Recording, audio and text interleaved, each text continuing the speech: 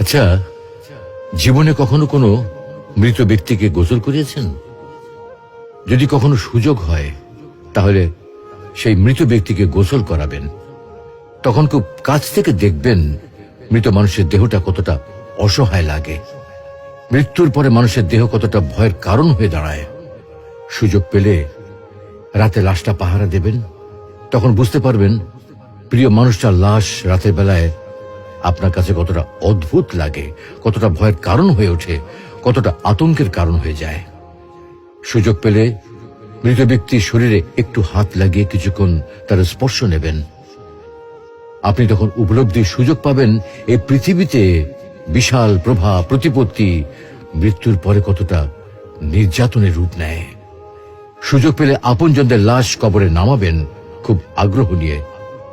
শেষবারের মতো মৃতদেহের মুখটি একবার দেখার চেষ্টা করবেন এবং বারবার উপলব্ধি করার চেষ্টা করবেন এই মৃতদের সাথে অনন্তকালের যাত্রার পথে এটাই আপনার জীবনের শেষ দেখা। সুযোগ পেলে মাঝে মধ্যে কবরস্থানে গিয়ে নীরবে কিছুক্ষণ দাঁড়াবেন। এরপর মনে মনে চিন্তা করবেন জীবনের লাভ ক্ষতির হিসাব। এই মৃত মানুষগুলো এই পৃথিবীতে কি করে গেছেন, কাদের রেখে গেছেন।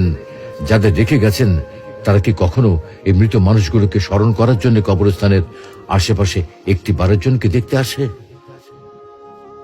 আমাদের জীবনটা বড় অদ্ভুত, বৈচিত্র্যময়।